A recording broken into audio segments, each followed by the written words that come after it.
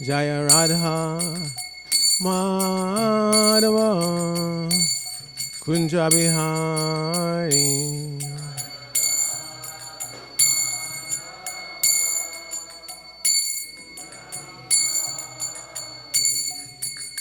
Gopi Jana Vallabha Girivaradhari.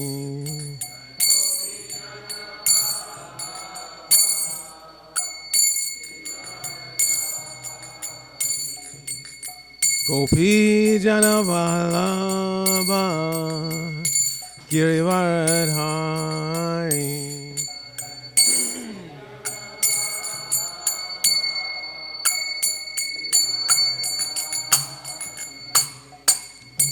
Yashoda Nandana Brajajana Ranjana.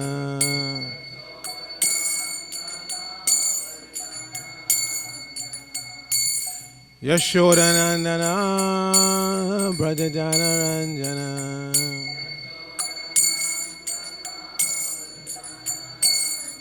Jamuna Tira Vanachari.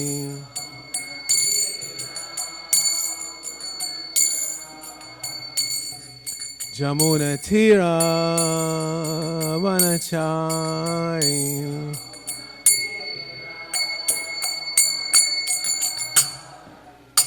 Jaya Radha Madhava Kunja Bihari.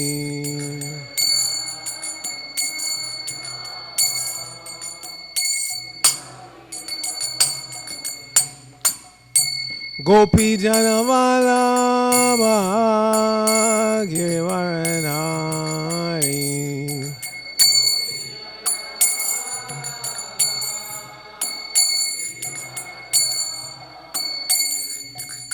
Gopi Jana Vallabha Girivaradhari.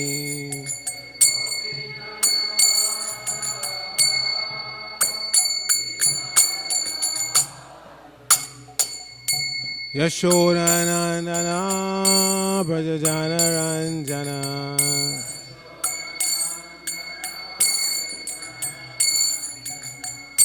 Yashoda Nandana Brajajana Ranjana.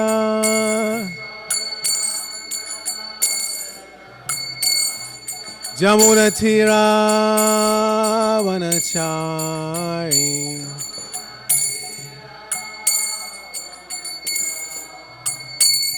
Jamuna Tira Vanachari.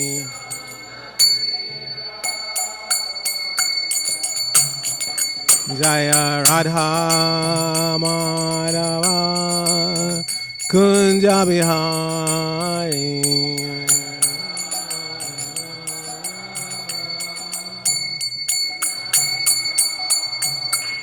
Jaya Radha Madhava Kunja Bihari.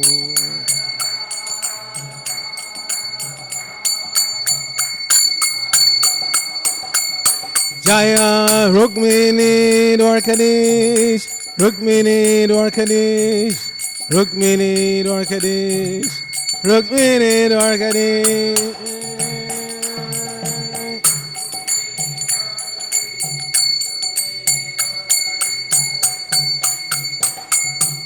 Jaya Jagannath, Jaya Jagannath, Jaya Baladev, Jaya Subhadra.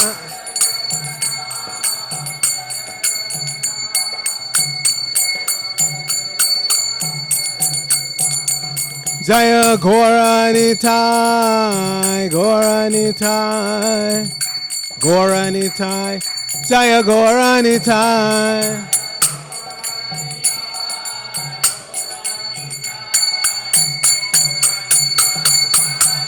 Jaya Jaya Prabhupada, Prabhupada, Prabhupada, Jaya Prabhupada.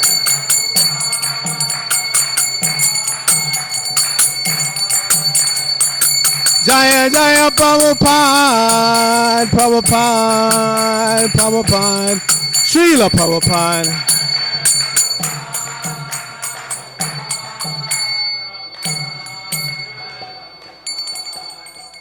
Go Premanandi, Hari Hari Bol, Jayom Vishnu Pad, Paramahansa Padavrajakacha, Asatara Sata Shri Shimad. ISKCON BBT founder, Charles Divine Grace, A.C. Bhaktivedanta Swami Maharaj Prabhupada, Ki Jai. Grantara Srimad Bhagavatam, Ki Jai. All glories to the assembled devotees. All glories to the assembled devotees. All glories to the assembled devotees. All glories to Shri Shri Guru and Gauranga. Glory to Srila Prabhupada.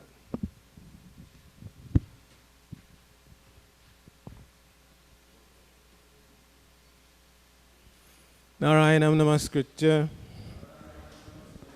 Naram Chaiva Narottamam Deving Saraswatim Vyasam Tato Jayamatirayat. Before reciting the Srimad Bhagavatam, which is our very means of conquest, let us offer respectful obeisances unto the personality of Godhead, Lord Narayan, unto Narayan Rishi, the supermost human being, unto Mother Saraswati, the goddess of learning, unto Srila Vyasadeva, the author, and unto Srila Prabhupada, who is the translator, commentator, and our spiritual master. Nashta prayeshu abhadreshu nityam bhagavata sevaya bhagavatyuttama shloke bhaktir bhavati naistiki. By regularly attending the Srimad Bhagavatam class and by rendering service unto the pure devotee, all that is troublesome to the heart is almost completely destroyed, and loving devotional service unto the personality of Godhead, whose worshipped with transcendental songs becomes established as an irrevocable fact. Om Namo Bhagavate Vasudevaya. Om Namo Bhagavate Vasudevaya. Om Namo Bhagavate Vasudevaya. So we're continuing our reading from the 4th chapter of the 9th canto, which is entitled Ambarish Maharaj Offended by Durvasa Muni. We're going to do 2 verses. 23 doesn't have a purport, so I'll recite that myself, and then we'll recite responsively the next verse. So Yasya Kratushu Girvanai Sadyasya Ritvijo Janaha Tulya Rupasya Nimisha Vyadrishyanta Suvasasa. And that is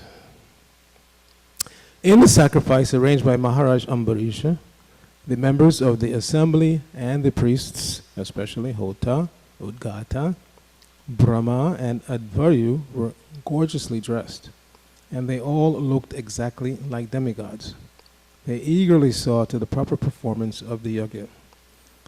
So these 4 types of brahmanas are required for proper execution of sacrifice. Back in the 2nd canto, I believe it was the 6th chapter, Purusha Sukta confirmed, there's a nice verse there that kind of stuck in my mind for some reason.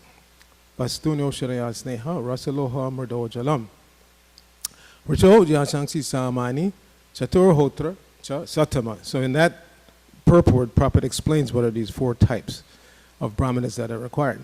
Hota is the one who makes the offering. Udgata, the one who recites the verses. Brahma is the one who supervises the whole thing. And Advaryu, Prabhupada explains there, is the brahmana who can light fire without taking help of fire. In other words, he can light fire by reciting mantras. So nowadays we don't have, especially that one anywhere, at least I haven't met one yet in this lifetime, somebody who can light fire by mantra. Usually Rabindranath does all 4 of these activities and he uses some matches to, to light the fire. But in the Vedic times, in Vedic age, they could light fire just by reciting mantra. Okay, so then the verse we're going to recite together, 24. Swargo na prartito yasya manujayar amara priyaha Shinvadbhir Upagayadbhir Uttamashloka Cheshtitam Swargona Partito Yasya Manujar Amara Priyaha Shinpadbhir upagayadbhir uttama shloka chestitam Swargo na pratito yasya Manujayar amara priyaha Shinpadbhir upagayadbhir uttama shloka chestitam Swargo na pratito yasya Manujayar amara priyaha Shinpadbhir upagayadbhir uttama shloka chestitam. Please chant.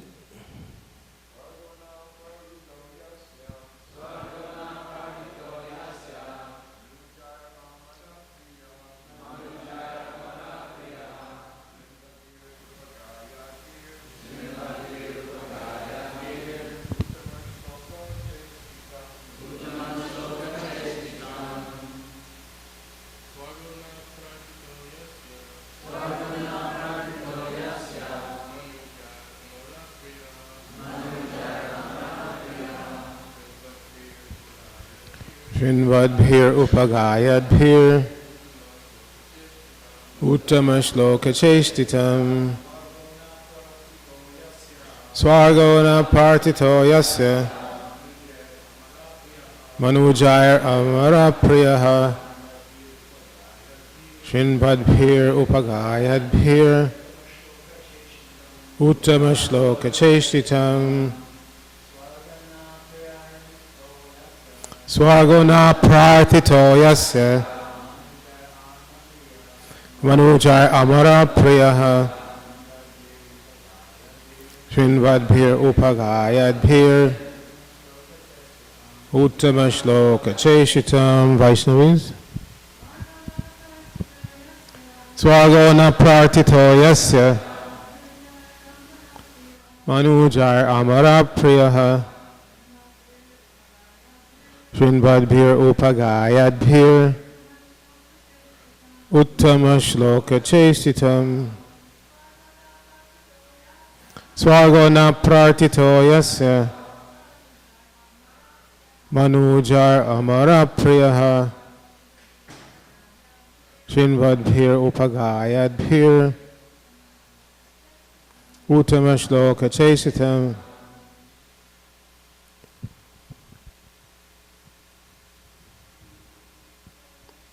Swargo na pratito yasya Manujar abara priyaha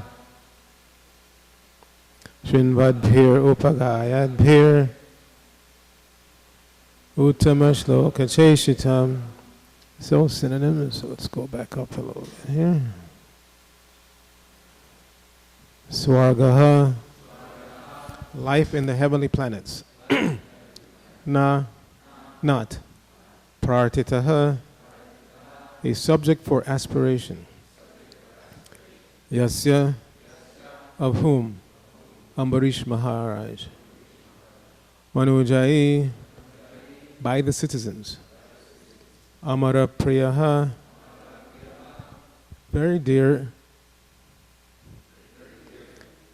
even to the demigods. Shrindvadbihi, who were accustomed to hear. Upagayadbihi, and accustomed to chant. Uttama shloka, of the Supreme Personality of Godhead. Chestitam, about the glorious activities. So, Srila Prabhupada's translation for this verse. The citizens of the state of Maharaj Ambarisha were accustomed to chanting and hearing about the glorious activities of the Personality of Godhead. Thus, they never aspired to be elevated to the heavenly planets, which are extremely dear even to the demigods. Please repeat. The citizens of the state of Maharaj Ambarisha were accustomed to chanting and hearing about the glorious activities of the Personality of Godhead. Thus, they never aspired to be elevated to the heavenly planets, which are extremely dear even to the demigods. So, Srila Prabhupada's purport.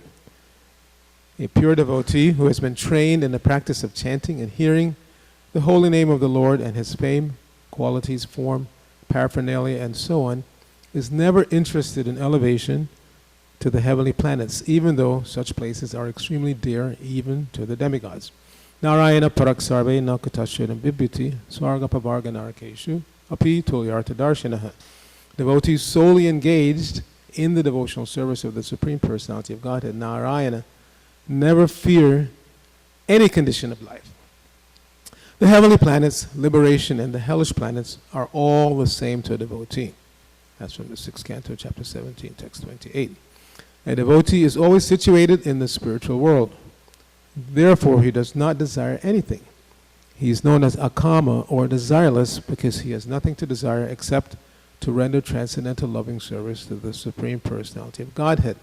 Because Maharaja Ambarisha was a most exalted devotee of the Lord, he trained his subjects in such a way that the citizens in his state were not interested in anything material, including even the happiness of the heavenly planets. Nama Om Vishnu Padaya Krishna Krishnaya Bhutale Shrimati Bhaktivedanta Swami Nityanamane Namaste Saraswati Deve Gauravani Pacharane Nirvashesha Srinivani Paschetade Shtarne Om Agyana Timarandasya Gyananjana Shalakaya Chakshur Unmilitam Jaina Tasmai Shri Gurave Namaha Shri Chaitanya Mano Vishnang Shapitang Jaina Bhutale Swayam Rupa Kadamayam Dadati Swapadantikam Vandehang Shri Guru Shri Utapada Kamalam Shri Gurun Vaishnavangsha Shri Rupam Sagajatam Sahagana Ragana Tanvatam Tang Sajivam Sadvaitam Savadutam Parijana Sahitam Krishna Chaitanya Devam Shri Radha Krishna Padan Sahagana Lalita Shri Vishakhanvatangsha. Hey Krishna Karuna Sindhu Dina Bandho Jagatpate Gopesha Gopika Kanta Radha Kanta Namosate Tapta Kanchana Gaurangi Radhe Vrindavaneshwari Vrishnavanu Sute Devi Pranamami Haripriye Vancha Kalpatarubhyasya Kripa Sindhu Evacha Patitanang Pavanebhyo Vaishnavebhyo Namo Namaha.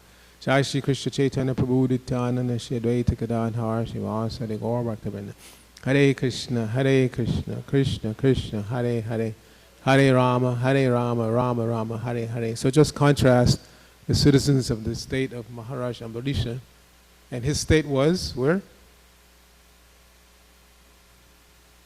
Where was his state? The entire planet. He was the ruler of the entire planet, not just one little portion. So it's indicating here that everybody on this planet was pretty happy under the rule of Maharaj Ambarisha. And that happiness was not fake. It's not fake. In English there's this word barmecidal, which means fake. Like I say, barmecidal riches. Something that seems to be opulent, but it's not really. Real opulence, as we know, means jewels, gold, silk, ivory. You know, these are real opulent, you can say, from the material perspective, because ultimately it's all just rearrangement of material elements, earth, water, fire, ether, like that. So, but these particular arrangements of material elements, gold and jewels and silk, and these are real opulent materials. In today's world, we have barmecidal opulence. It looks opulent, but it's really plastic and, you know, artificial material.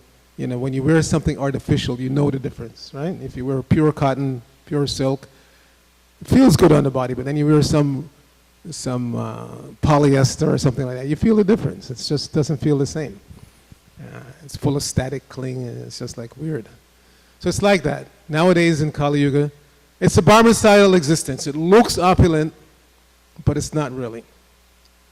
There's very little difference actually between a Rolls Royce and a Camry. It's the same steel, same practically rubber, the same material, but just arranged a little more gorgeously in the case of the Rolls Royce, so people hanker after that. So because they're not really happy this hankering after what I don't have becomes the goal of life. I work hard. In English, again, we have this phrase, to do something religiously. It means you do it in a very regular manner. Do something. So people will do things religiously, but for the wrong reason. They go to work religiously. You can see them practically on the same bus at the same time every morning, or in the same traffic jam every morning at the same place, going to work, working religiously.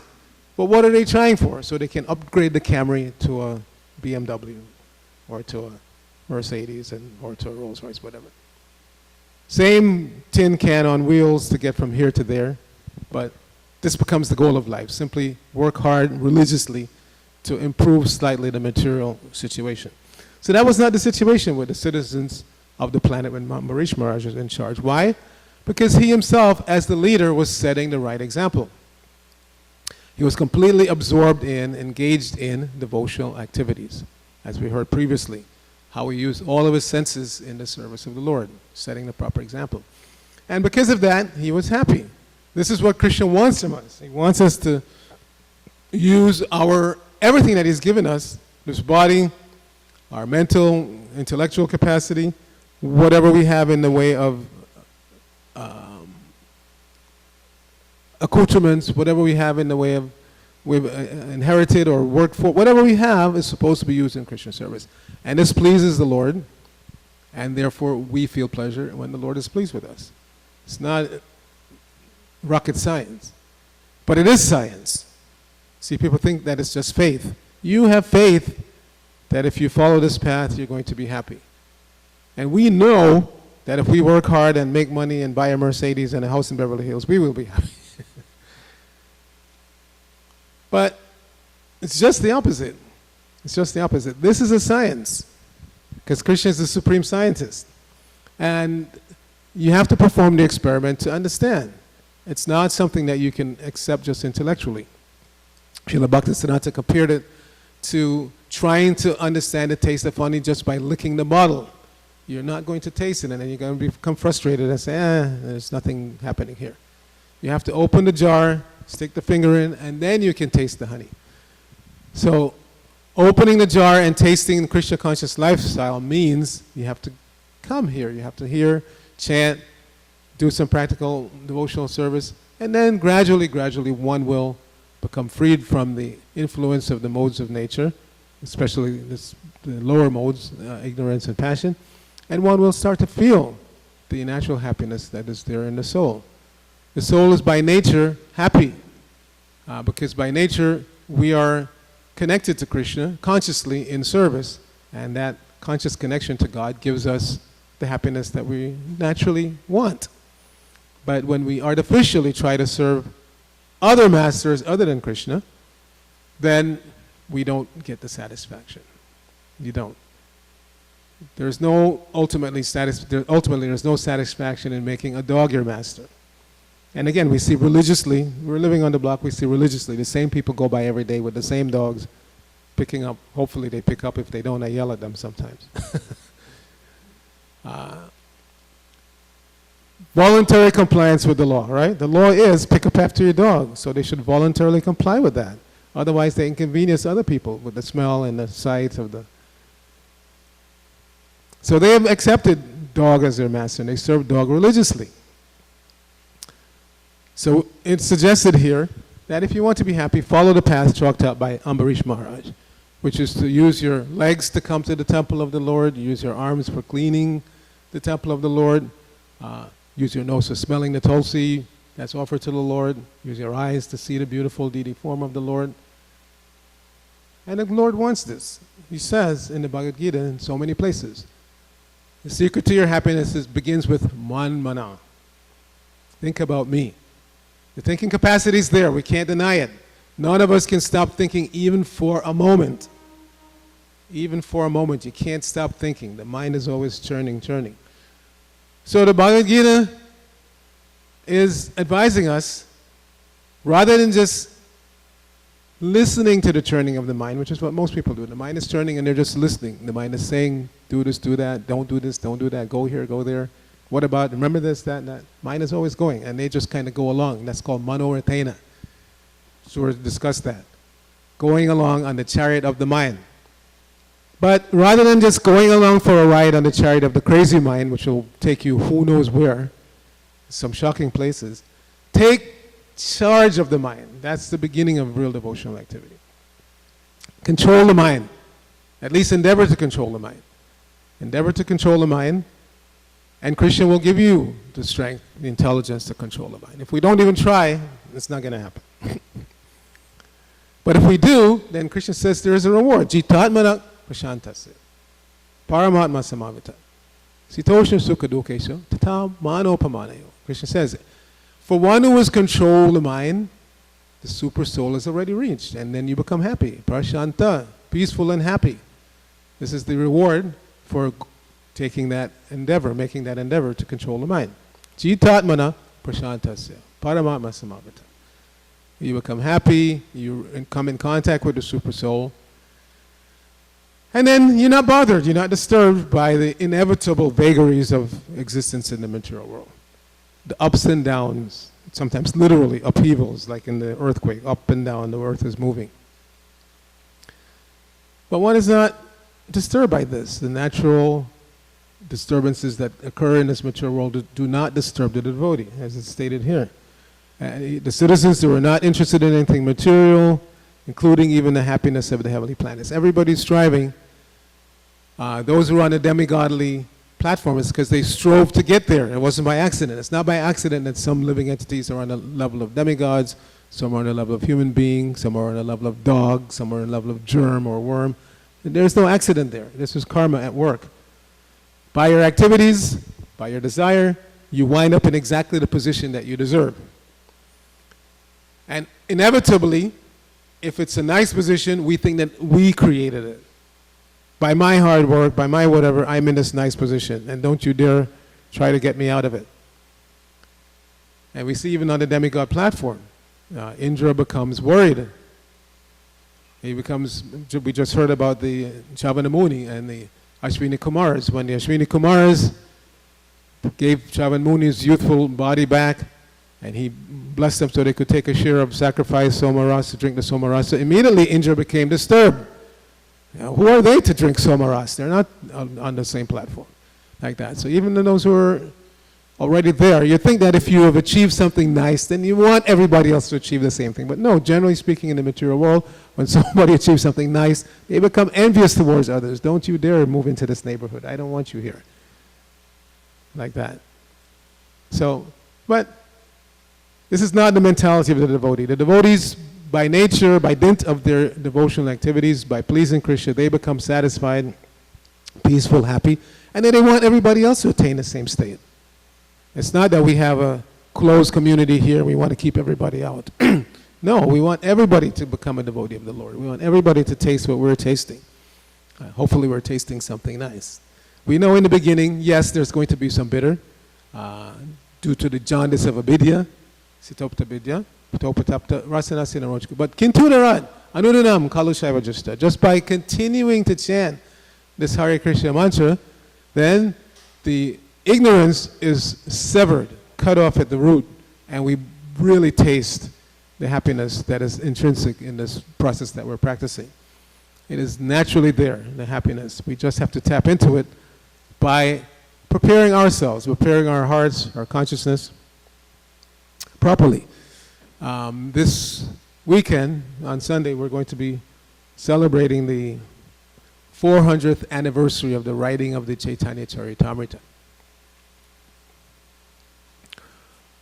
So, in the preface to the Chaitanya Charitamrita, Prabhupada mentions there that Krishna wants, the Lord wants us to surrender to Him. This is what He wants.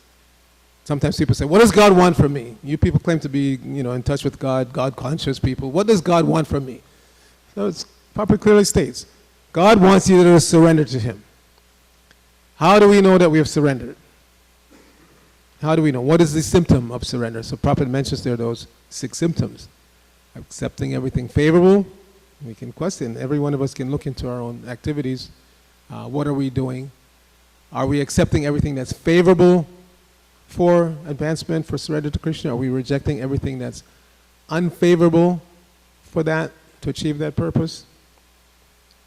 Are we taking shelter of Krishna for protection, not looking for some other shelter, some false shelter, some fallible soldier? Daya patra kalachadishu atmasaineshu asatsu api tesham pramananidanam pashanapi na pashyati. This is from the second chapter of the first canto. That there are these fallible soldiers that we take shelter of. Instead of taking shelter of Krishna, the Supreme Personality of Godhead, we take shelter Deha, Opatya, Kalatra, Adishu, and so on. We take shelter, first of all, of this body. We think that if I keep this body healthy and fit, I run every day, I go to the gym every day, I eat only organic, I think this is going to make this body last forever and I'll be happy. But in spite of all that, we know the ultimate demise of the body will come, death will come. Can't avoid it. I was recently speaking to a God brother who admits that he doesn't want to die. Why? You know, this death is coming, we can see it, but I don't want to die. But as devotees, we don't focus on that. As devotees, we know death will come, but we're confident that Krishna is going to give us the opportunity to continue whatever we're doing now, at least. So if my life is molded in such a way now that I come to the temple, I chant every day, I associate with devotees, I hear the Bhagavatam, Bhagavad Gita, I take only Krishna Prasadam, then we're pretty confident at least I'm going to attain that level after death. If I don't go back to Godhead, at least Krishna is going to arrange it. I'm going to continue those same activities. I'm going to get up every day. I'm going to chant Hare Krishna. I'm going to take Krishna Prasad. I'm going to associate with devotees. I'm going to hear the Bhagavatam. At least that much confidence we should have. That if Krishna is allowing me to do that every day now, then why not after the demise of this body? Continue like that. So at least that level we're going to attain. Hopefully, we can reach the final destination, go back to home, back to God. But at least, so is that so bad? If you were to die today and come back tomorrow, take birth in New Dwarka, and like a Abai, we have our little Abai here, maybe he's upstairs or he left already. Every day he comes to the temple, from birth, you see. From before birth, every day the mother was coming to the temple, he was in the womb. Then he takes birth, and every day since he's been born, as far as I can see, he's come to the temple. So is that so bad? Such a bad existence? You take birth again in New Dwarka, you come to the temple every day, you chant Hare Krishna or hear the chanting every day, you hear the Bhagavatam. So what do we have to worry about? Absolutely nothing. There's nothing to worry about. See, this much confidence we should have in Krishna. That Krishna has brought me, allowed me to come to this platform of existence now, where every day I'm in touch with Him through chanting His holy names, through taking His prasadam, associating with devotees, hearing the Bhagavatam. So at least I know the Lord is merciful. At least that much I'm going to have in the next life. That much confidence. So we can relax and be at least that much fearless, not worried about what's going to happen next. And leave it up to Krishna. Leave it up to Krishna. You know, one can go in an instant, or one can keep on going. Just like our Jayapataka Maharaj, from all intents and purposes, it seems that he should have left his body a long time ago. But Krishna's keeping it around for a purpose, to inspire his disciples and others to stick to this path of Krishna consciousness, because his whole life is just that. It's not that he's, you know, maintaining his body just so he can make another $1 million or whatever. No, his whole life is Krishna conscious activities. So we can be inspired by that, no matter what state the body is in. And obviously his body is not in the state it was 30 years ago. But in spite of that, no matter what the material energy presents to us in terms of the physical situation, the financial situation, whatever situation we're in, we can be Krishna conscious. Prabhupada used to drive that home so many times. There are no material impediments to Krishna consciousness. If you want to be Krishna conscious, nobody can stop you from being Krishna conscious. It comes down to us, to our desire. Do we really want to be Krishna conscious or not?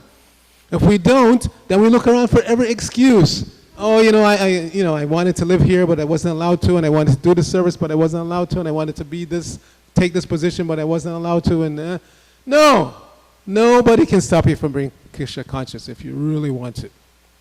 No one. That was Prabhupada's point. And he set that example himself. Whether he was living in the Bowery in very, very tenuous situation with that crazy fellow, or he had everything at his disposal, Prabhupada was always Krishna conscious. It didn't matter what the external circumstances were. You see? Not at all deterred by the material ups and downs of life. This is devotional service. This is real devotional service. So again, we can look at ourselves. Are we deterred every time we get a little cold or something and feel, oh, how could Krishna allow me to get? No. Whatever.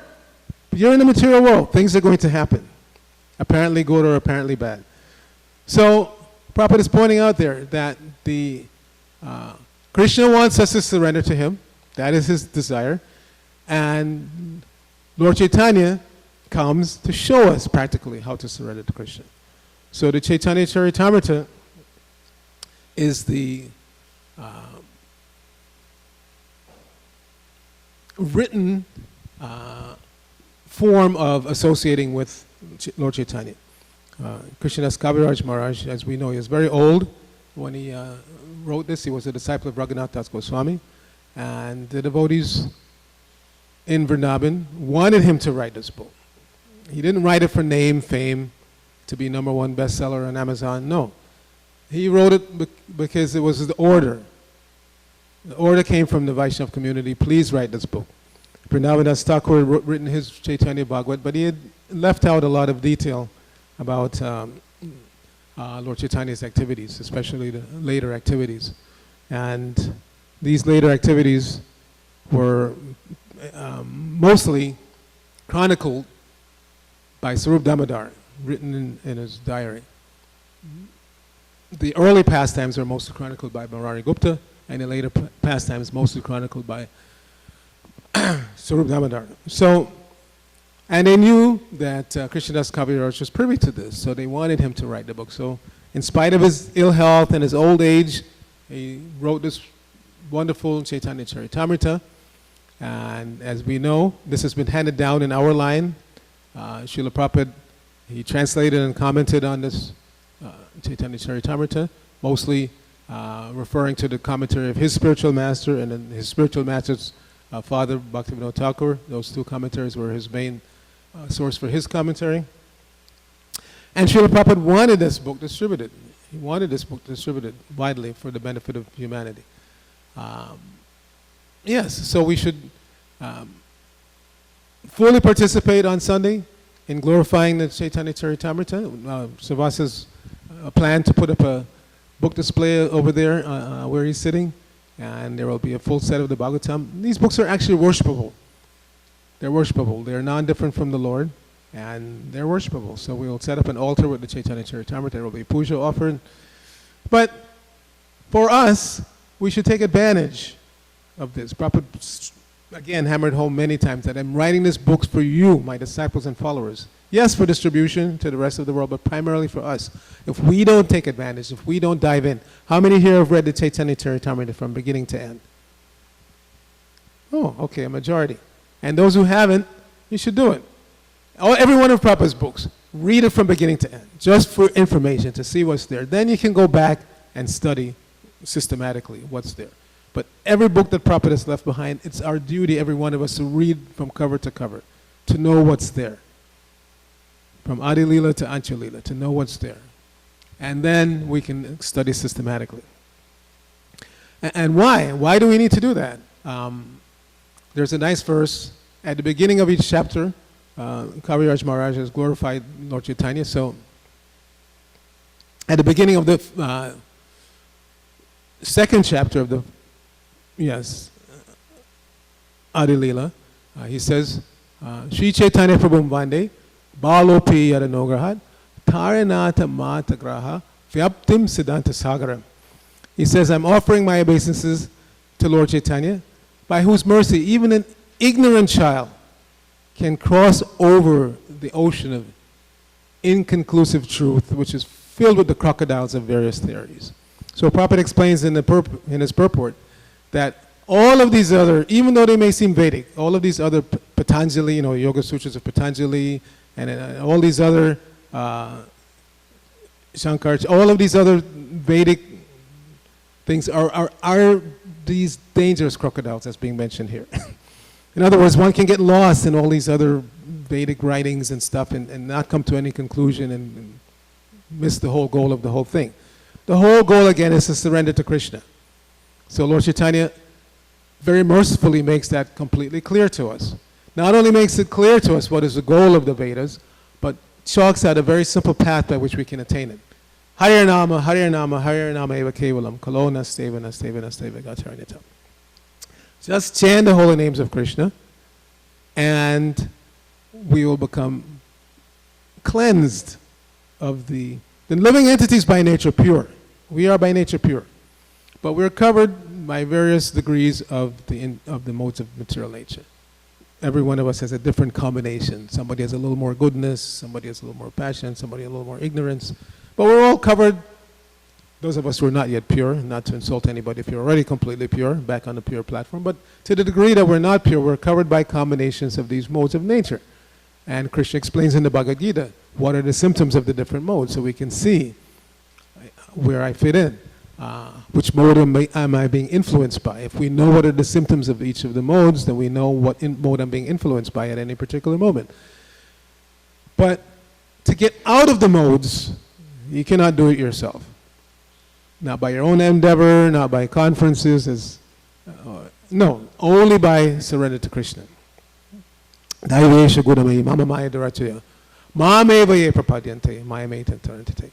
Only by surrender to Krishna can we rise above the influence of the modes of nature and come back to our pure, natural, happy life. So this is what Lord Chaitanya has given us, and this is what's clearly chronicled in the Chaitanya Charitamrita, the Lord's activities from his youth to being taking sannyas early and then traveling around India for 6 years, and in the last 18 years in Puri. All of that is chronicled nicely.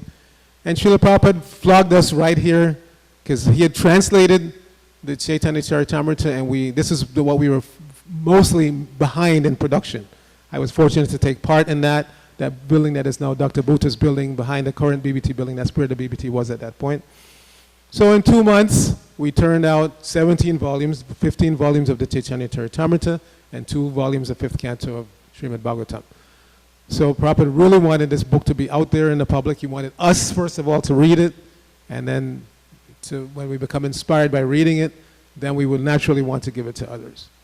If we're not reading Prabhupada's books, then we're not inspired to produce and distribute them. The natural consequence of reading them is that one is blown away. It's amazing.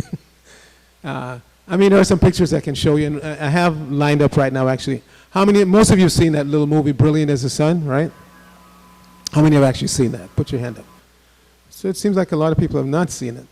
Anyway, I have it queued up. It's on YouTube, and we're going to play that at the end. It's not so long, because it reminds us of what the production was like at that day, how Prabhupada's books were produced, including this Chaitanya Charitamrita. Prabhupada would dictate, and then that dictation tape would be sent to be transcribed. Mother Balai was part of that team. I think she's the only one here now in Dwarka besides myself who actually participated in that marathon. Oh yes, of course. Omkar Mataji also was there. So we transcribed, and then that transcribed tape would give them to me to drive the typesetting equipment, and then that was laid out the old-fashioned cut and paste way, and the flats were made, and it was shot. We had a camera there, and Nitya mostly was in that department, and then the film was made and sent off to the printer. So it was a whole process that took place, and Prabhupada pushed us to produce, which is really to this day, I can't even figure out how we did it. It was so amazing. Because not only the text production, but the paintings. They had the whole art colony over here, and the devotees were painting nonstop practically around the clock to crank out all the paintings that went along with that. You can imagine, you've seen in Chaitanya Charitamrita how many paintings are there. 5th canto, how many paintings are there. So all of those practically were churned out in 2 months. Amazing. All right, so anybody have any question or comment on the verse? If yes, Vijay Prabhu? Yeah. Yes, go ahead. Yeah. You were going to make a comment about the Holy Name Festival next weekend. So not this weekend, but next weekend there's going to be a Holy Name Festival held in North Carolina, and there will be a lot of leaders of ISKCON coming from around the world, and devotees from around the world coming to chant. Vijay Prabhu has something very important to send for Niranjana Swami, so he wanted me to ask if there's anybody here in this community who's planning to go to that festival. Anybody here? Yes, you are? Oh, okay. All right, well, if you know of anyone who's going, please put them in contact with Vijay Prabhu. He has something very important to send to Naranjan Maharaj. Amrita? Okay. So can you put her in contact with Vijay? He has something very important to send for Naranjan. So. Okay. Any other questions, comments? If not, we're just going to run the little film here and end on that note. Okay? Om Namo Bhagavate Vasudevaya. Om Namo Bhagavate Vasudevaya. Om Namo Bhagavate Vasudevaya. Yasmad Bharata Sarvatma. 5,000 years ago in India, many saints and sages gathered on the banks of the sacred river Ganges. They came from throughout the world to witness the last 7 days in the life of the great devotee, King Parikshit. The king had renounced his fabulous wealth to dedicate his few remaining days to spiritual enlightenment. At that meeting, Sukadeva Goswami, the most exalted sage in the assembly, narrated the pastimes and teachings of Lord Sri Krishna, the Supreme Personality of Godhead. He discussed all aspects of knowledge, from the creation of the material universe to the culture of spiritual life, and held the king and sages in rapt attention.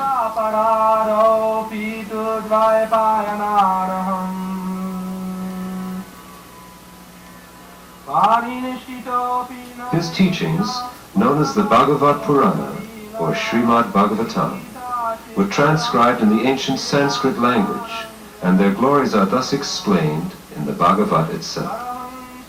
This Bhagavad Purana is as brilliant as the sun, and has arisen just after the departure of Lord Krishna to his own abode, accompanied by religion and knowledge, etc. Persons who have lost their vision due to the dense darkness of this age of Kali shall get light from this Purana. Through the ages, these teachings about Lord Sri Krishna were transmitted intact from spiritual master to disciple. Sripad Madhvacharya, Sri Chaitanya Mahaprabhu, the Goswamis of Vrindavan, Srila Bhaktivinoda Thakur, Sri Gaur Kishore Das Babaji, and in the early 20th century, Srila Bhaktisiddhanta Saraswati Thakur, who ordered his disciples to preach Krishna consciousness around the world. He especially desired to distribute Krishna-conscious literature in the Western countries. His disciple, His Divine Grace A.C. Bhaktivedanta Swami Prabhupada, took this order as his very life. In 1966, he founded the International Society for Krishna Consciousness for Worldwide Preaching. Then, for worldwide publishing, he established the Bhaktivedanta Book Trust. Srila Prabhupada himself is the author of all of the books. He has been acclaimed as the world's most distinguished scholar and teacher of Vedic philosophy and culture. While translating each Sanskrit verse, he refers to books of commentary by previous spiritual masters, and then gives a thorough explanation of the text.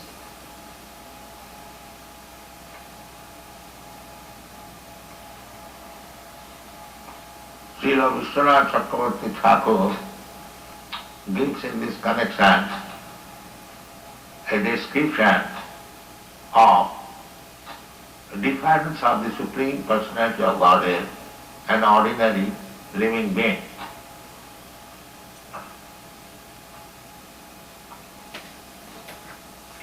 So this is difference of the Supreme Personality of Godhead and ordinary living being.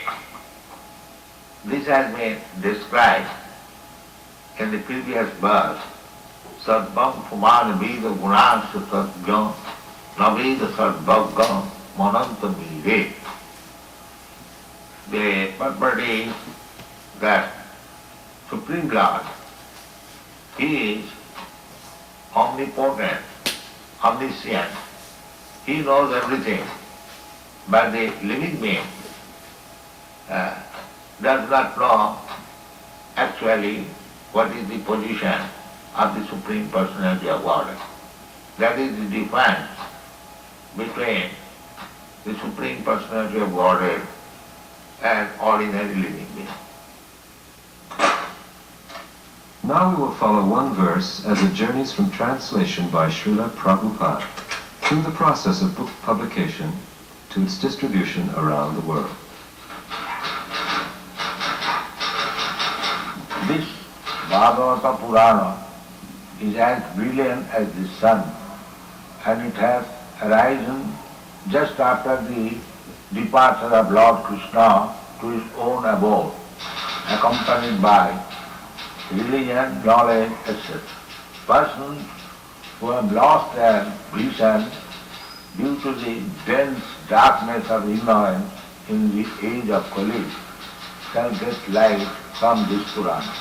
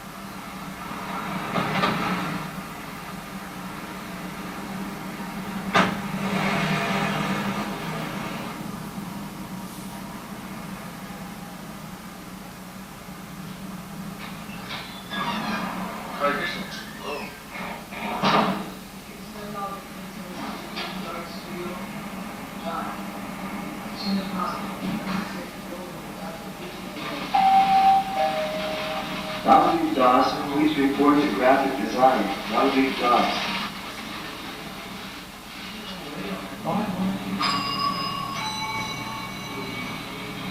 Arcita Prabhu, please pick up on line 40.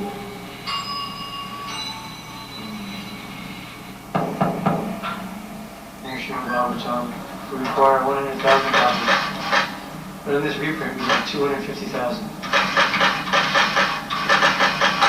This package just arrived by air freight from India. Oh, John. This is the latest translation of Srimad Bhagavatam by our spiritual master.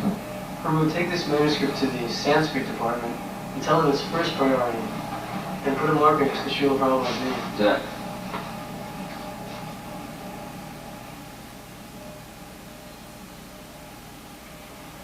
From the production manager, the manuscript goes to the Sanskrit department.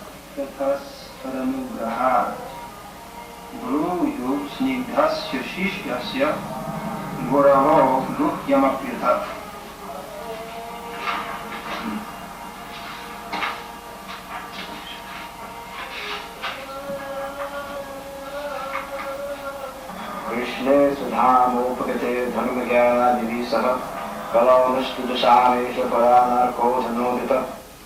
Here we see that the ancient script has been rendered into Roman letters. The editor is adding diacritical marks as a guide to pronunciation.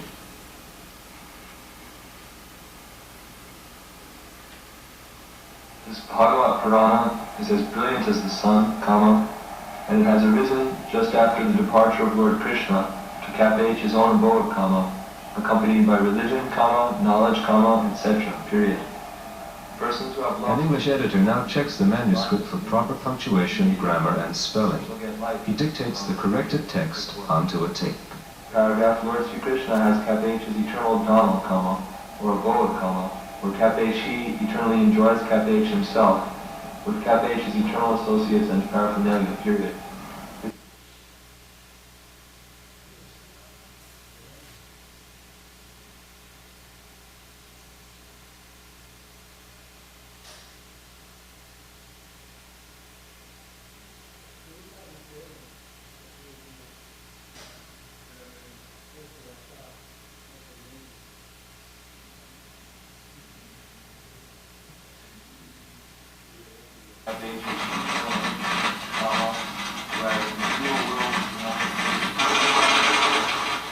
In the composing room, devotees retype the text on computerized machines that transfer each typed letter into an electronic code. The codes are recorded on magnetic tape, and any language can be composed in this way.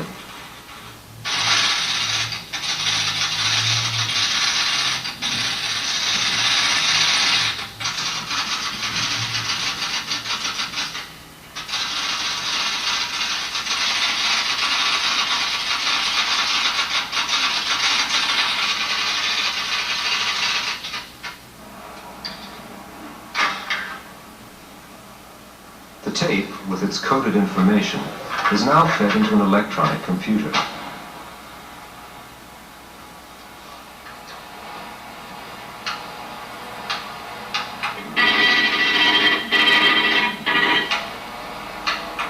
The coded impulses from the tape are stored in the computer's memory bank. Then the computer activates a photo typesetter. The typesetter converts the stored codes into light-sensitive impressions on photographic paper. When the paper is developed in a processor, the resulting image looks exactly as it will appear in the finished book. The typesetting machine can run off more than 2,000 characters per minute. At this rate, the entire Srimad Bhagavatam, as Sukadeva Goswami first spoke it, could be reproduced in 24 hours.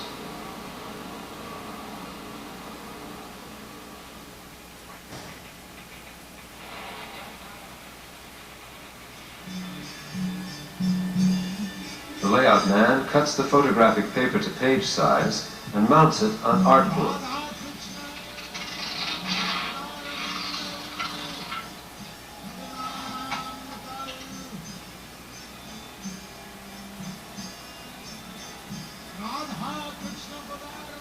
Next, the page is photographed on a reproduction camera.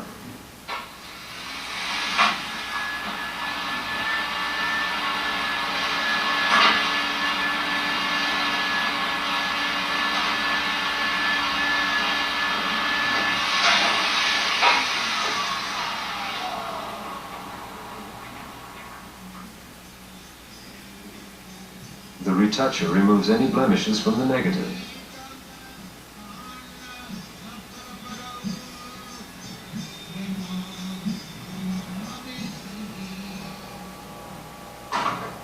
Before the book is printed, blueprints are made of all the negatives, and the blueprints are carefully proofread.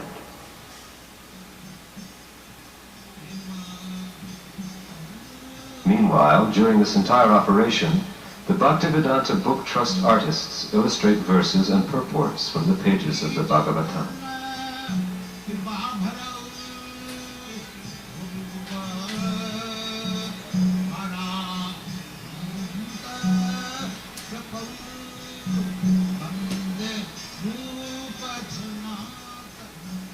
They begin with pencil sketches, portraying the scenes exactly as they are written.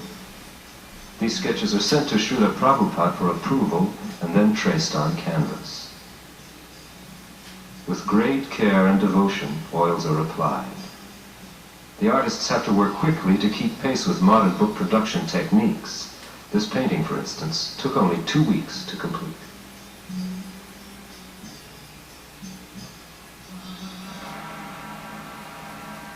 For reproduction, the finished painting is photographed with a special studio camera. A reading on a color analyzer assures that the colors are correctly balanced on the final print.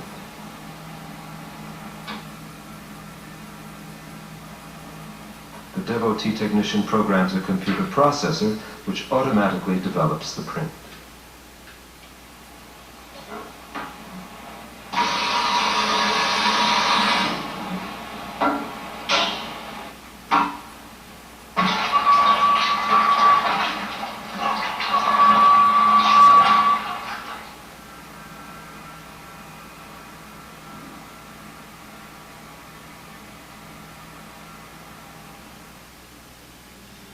Next, the picture goes to the layout department, where it is scaled to the proper size.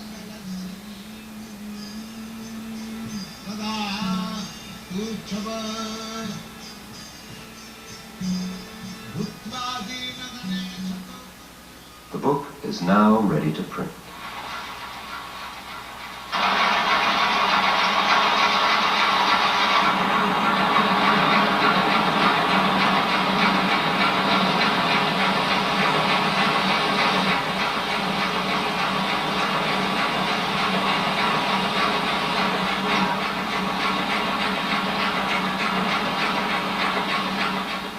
At this point, page proofs are checked for accurate color reproduction.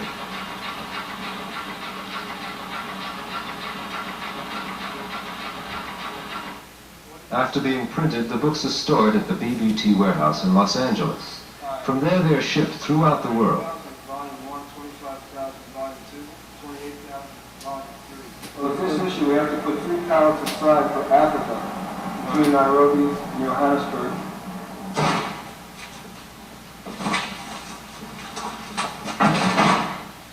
Devotees load thousands of books into special air containers to jet freight rush orders within 24 hours.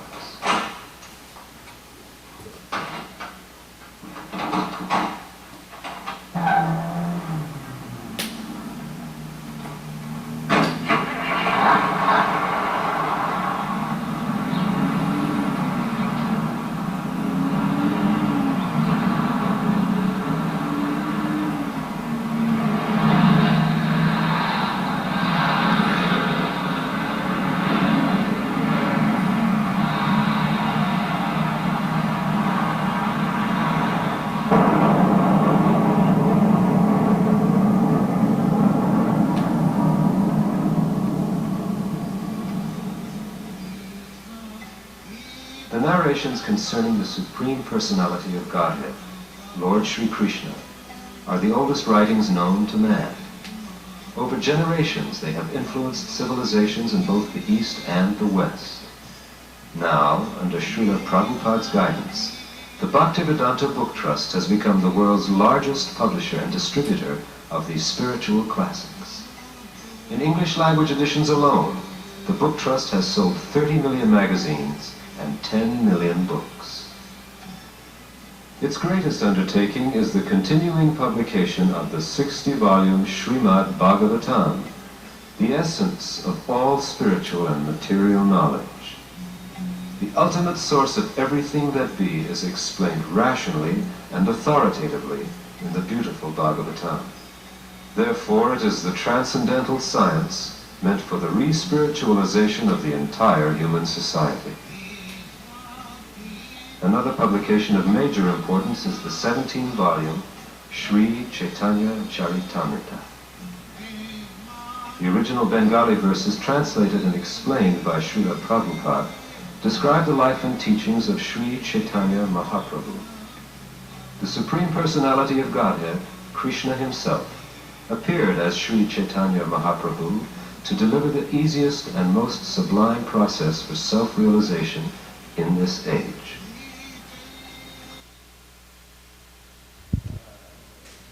Srila Prabhupada ki jai. So we should really appreciate Srila Prabhupada's vision and everything that he's done for us, culminating in producing these wonderful books. Srila Prabhupada ki jai. Gaur Bhaktivinoda ki jai.